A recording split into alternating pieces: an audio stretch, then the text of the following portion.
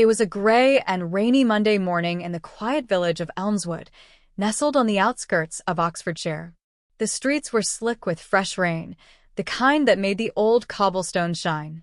As always, 17-year-old James Whittaker took the same path to school, headphones in, hood up, avoiding eye contact with neighbors. He liked being invisible.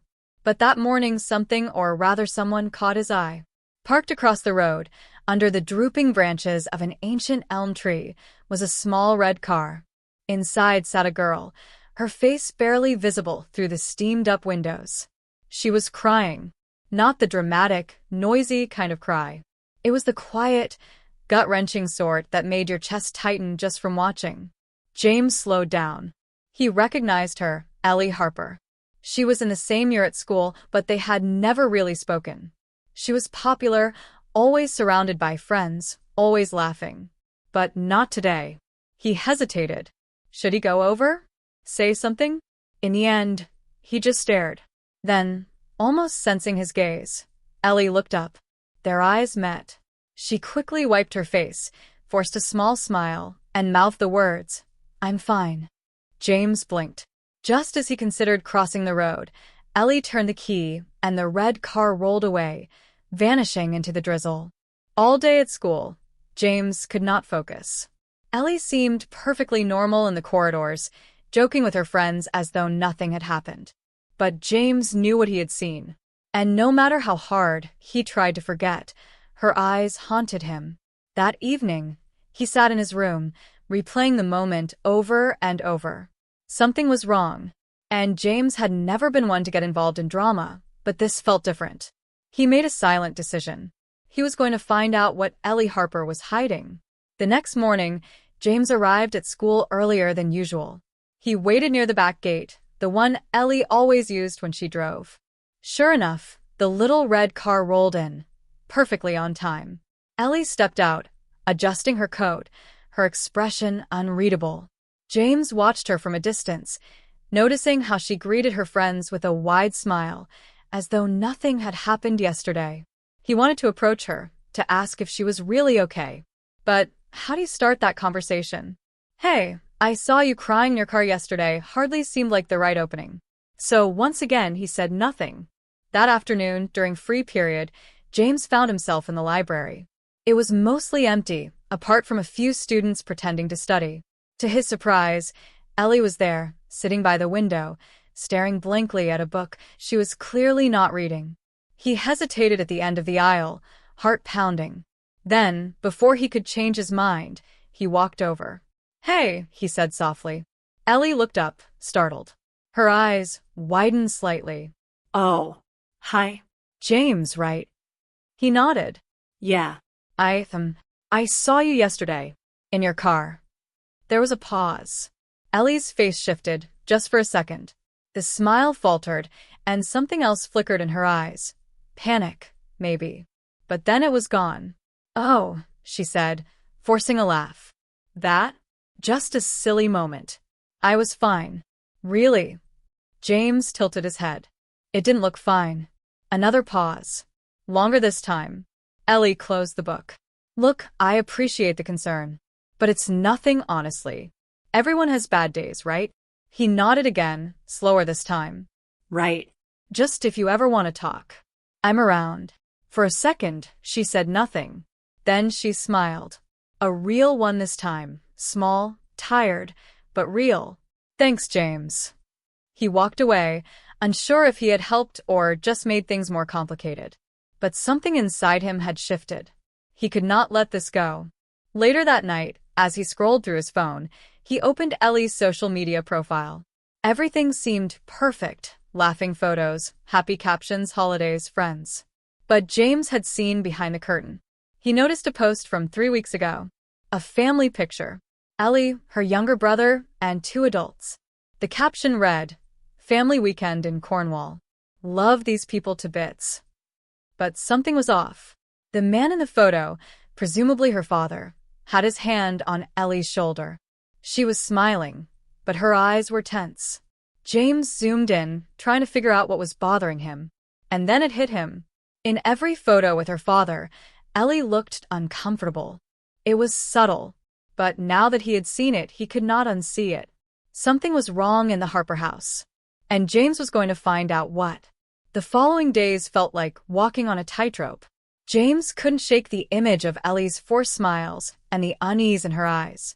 He became more observant, more tuned into the silences between her words, the pauses in her laughter. She remained the same in front of others, cheerful, witty, always the one to lighten the mood. But James saw the strain in her smile, the way her fingers twitched when someone mentioned home. He began piecing together fragments. Ellie would always change the subject when family came up. She never invited anyone over, never talked about her parents unless prompted. Her younger brother, Freddie, was in year 10. James managed to speak to one of Freddie's classmates, posing as if he just needed help for a school project. Freddie Harper, the classmate had said. Quiet kid. Bit of a ghost, really. Always seems scared of something. That word, scared, echoed in James's mind. Back at school, he tried to get closer to Ellie without scaring her off. They'd talk briefly after lessons or during lunch breaks. Nothing too intense. He wanted her to know he was around, but not watching. He didn't want to make her feel cornered. Then came Thursday. It was late afternoon, the sky overcast and heavy with gray. James stayed behind after school to help the music teacher with a tech issue in the auditorium. As he passed the corridor near the staff offices, he heard raised voices. He paused, hidden just out of sight. You can't just ignore it, Paul, a woman's voice snapped. She's withdrawn. She flinches when people raise their voices. I'm not ignoring it, Miriam, a man said calmly. But there's no proof. And unless Ellie says something herself, we can't push. James didn't breathe. Ellie. They were talking about Ellie. I know what I saw, the woman continued, voice lower now. And I don't trust that man. Her father gives me a bad feeling. There was silence. Then a door closed. Footsteps faded. James stood still for a long moment, heart racing. He had confirmation now. Even the teachers suspected something. The next morning, he approached Ellie during break. Walk with me, he asked. She looked surprised but nodded. They wandered down the side path behind the sports hall. No one ever came here. It was quiet, lined with bare trees and ivy-covered walls. James stopped. Ellie, I overheard something yesterday. Teachers talking. About you. About your dad. Her face froze. I didn't mean to eavesdrop, he added quickly. But they're worried too. You don't have to hide anymore. Ellie's lips parted. Her hands trembled at her sides. For a moment, James thought she would run. Instead, she whispered, they don't know anything. Then tell me, he said gently. Silence. Then, a single tear rolled down her cheek. You wouldn't believe me if I did.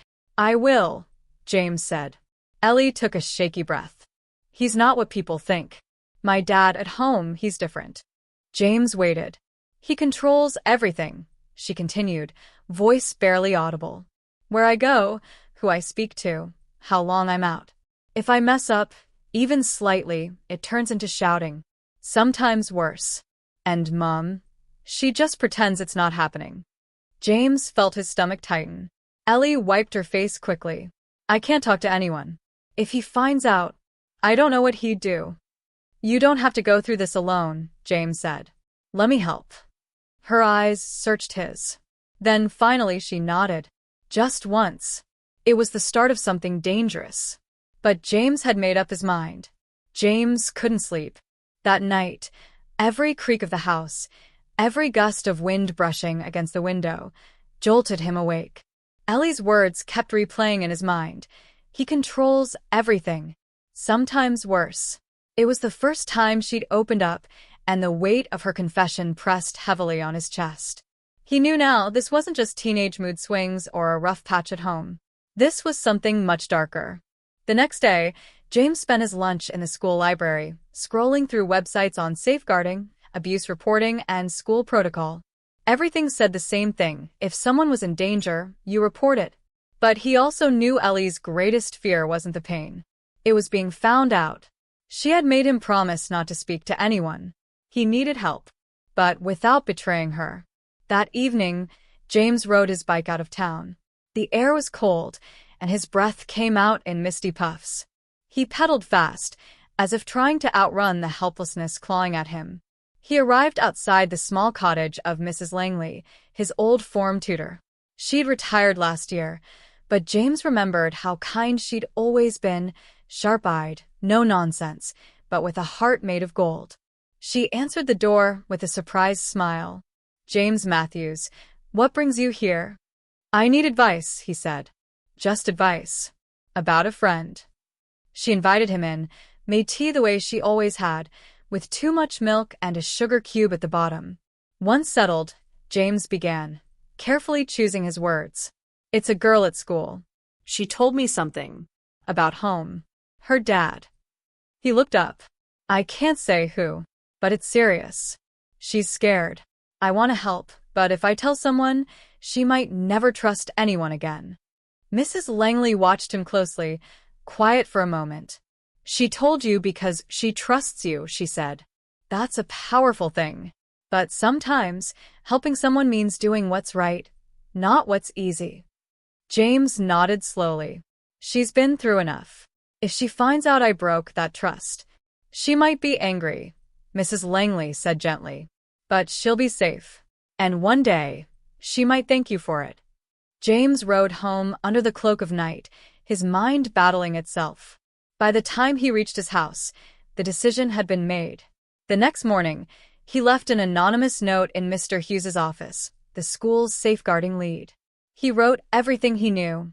Ellie's fear, her father's control, the bruises hidden beneath her jumpers, the way she avoided going home. He didn't sign his name. He watched from a distance all day, trying to focus in lessons while waiting for something to happen. But nothing did. Ellie moved through the halls like always, her laughter carefully painted on. It wasn't until the final bell that he saw it. A member of staff pulled Ellie aside, guiding her gently towards the pastoral office. Ellie hesitated, eyes darting around, but she followed. James's chest tightened. The trap had been set. He prayed he hadn't just made things worse. Days passed like a slow, heavy tide. James kept an eye on Ellie from afar, but her smile seemed thinner, her steps more hesitant. At school, whispers started. Someone had reported something. Ellie avoided the corridors where the gossip gathered, her eyes flicking nervously to every shadow. One afternoon, James found her alone by the old oak tree in the school grounds. "Ellie," he said softly. She looked up, startled, then nodded. "I heard," she whispered. James sat beside her. "Are you all right?" he asked, though he knew the answer wasn't simple. Ellie swallowed hard. "It's worse now. Dad's angry. He watches me even more. I'm scared to be at home." James's heart clenched. "I'm sorry," he said. "I didn't want this to happen." Ellie shook her head. "No, you did the right thing. I'm scared." The days that followed were a blur of tension. School counselors got involved, social workers arrived, and Ellie was offered a safe place to stay. But the biggest battle wasn't outside. It was the silent war raging inside her. James tried to be there, to be the anchor in her storm, but he felt helpless. How could he fix something so broken? One evening, Ellie sent him a message. "Thank you," she wrote, "for not giving up on me." And in that moment, James understood, sometimes courage was simply showing up. The following weeks were a whirlwind of change. Ellie moved into a small foster home not far from school. It was quiet, safe, but unfamiliar. James visited often, bringing books, stories, and a steady presence. He noticed how Ellie's laughter, though fragile, started to return. Yet, shadows lingered. Ellie confided in James about her fears, the nightmares, the loneliness, and the heavy weight of her father's threats. One chilly afternoon, as the sun dipped low over London's rooftops, Ellie whispered, "I don't want to be scared anymore." James nodded. "You're stronger than you think." They made a pact, to face the darkness together, to hold on to hope no matter how faint. But just as things seemed to settle, a call from Ellie's father shattered the fragile peace. He wanted to see her. Ellie's hands trembled. Could she face him? Could James protect her? The next chapter was about to unfold, but how, They did not yet know. Ellie stood outside the cafe, where her father had asked to meet. The busy street buzzed with Londoners hurrying home, unaware of the tension tightening inside her chest. James was beside her, calm but alert. When her father arrived, he looked different. Older, wearier, with eyes that held regrets Ellie had never seen before. He didn't apologize. Instead, he spoke of mistakes and misunderstandings, of wanting a second chance. Ellie listened, torn between anger and the small hope flickering in her heart. James watched quietly, ready to step in if things turned dark. After a long silence, Ellie said, "I'm not the little girl you left behind. I'm still scared, but I'm learning to be brave."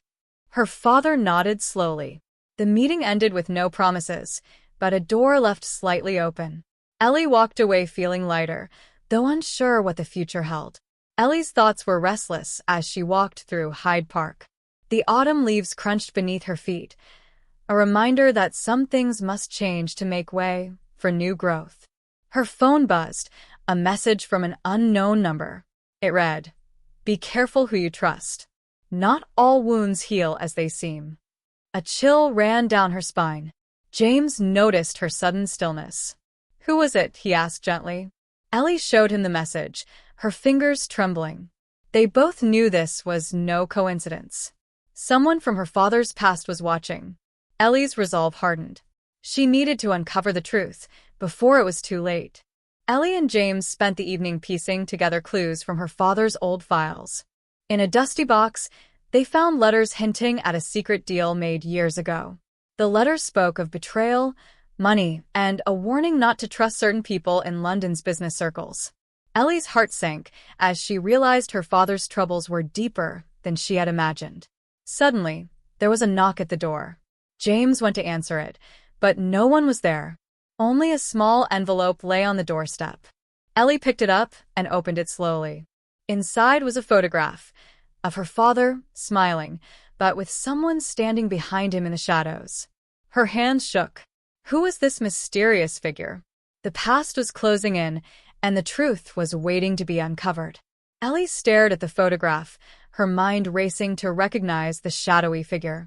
With James's support, she decided to confront the people involved in her father's past. They visited the old business offices mentioned in the letters, now abandoned and dusty. Inside, they found evidence of deceit and betrayal that explained her father's sudden downfall. Ellie felt a mix of anger and relief. At last, she understood the truth behind her father's struggles. With this knowledge, she resolved to rebuild her life and honor her father's memory. The pain was still there, but so was hope. Together, Ellie and James walked out into the London rain, ready for whatever the future held.